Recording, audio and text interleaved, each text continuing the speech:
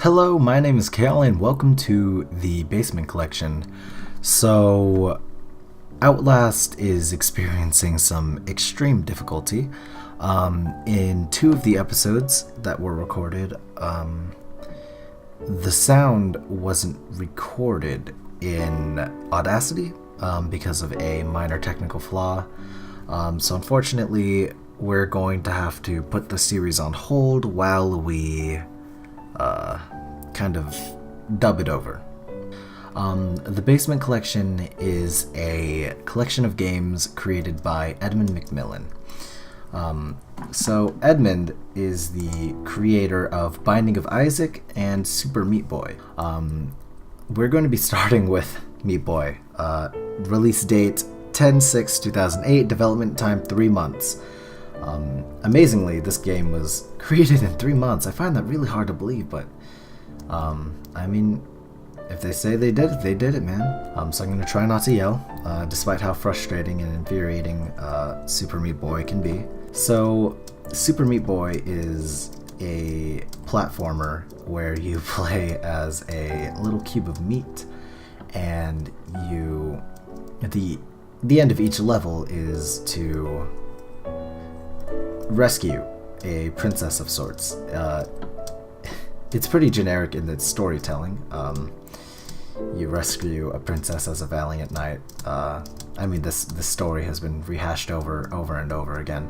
But what's interesting is the characters themselves. So, Meat Boy is a boy without skin, and the reason he's trying to rescue Bandage Girl is because he cannot live on his own without her. Literally, he cannot live without this woman in his life, because he has no skin.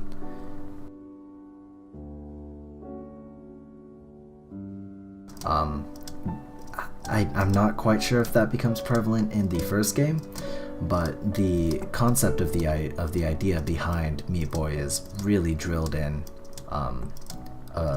the second game, the second installment, Super Meat Boy. The game in itself, in my opinion, isn't quite creative, but the artwork and the design itself is really appealing and smooth, and it's in my opinion, it's really well coded. Meat Boy the controls for Meat Boy are really smooth, and the camera control just sails smoothly in these scrolling levels. I mean, this is a game that a lot of people know of. So, okay, here's an example of Meat Boy being made of meat. Now, of course, the grinding saws would kill any person trying to come across them, but for Meat Boy especially, it's almost representative of it's also representative of like a meat grinder. You'll find a lot of aspects in both games in the series have this sort of motif within them. Meat Boy being hurt or damaged by literally whatever damages meat in real life, raw meat, like salt. If you've ever had salt on a wound, I don't know, that shouldn't have killed me. If you've ever had salt on a wound, for example, that is extremely painful, and that is an example of salt being poured on like raw meat. If you had no skin, as Bandage Girl is representing, then that would be quite painful. This is turning out to be a lot more complicated than I thought it was going to be. This should be easy. Yep, fly over. There you go. Flawless spells, you can always rage quit. I'm sure that's going to be coming soon. While I generally intend for this to be a soft and quiet, almost ASMR video series, I can tell that eventually I'm going to get really upset at Meat Boy. The level design starts off really simple, very simplistic, and well, yeah, very simple. As you progress, the levels get incredibly harder. I've only played the first 5 levels of this game. If you probably saw at the beginning, it said levels 1 through 5. That's because I've only made it through levels 1 through 5. So after the 5th level, I'm getting a little fuzzy on how exactly this game works. So okay. Introducing new mechanic here. These dirt blocks will disappear after a short time of touching it. This is a platforming aspect seen in other games as well. It's not quite the most original, but it does add a bit of complexity into a rather otherwise simple video game. So there is an easy way to beat this level. See the little crack next to Bandage Girl? You don't actually have to go all the way to the top. I can't even get past the first platform here because I have such slow reaction times and I'm so horrible at video games. Wow. If you subscribe, this is going to be a rather obvious trend. You may eventually become frustrated with how bad I am at this game.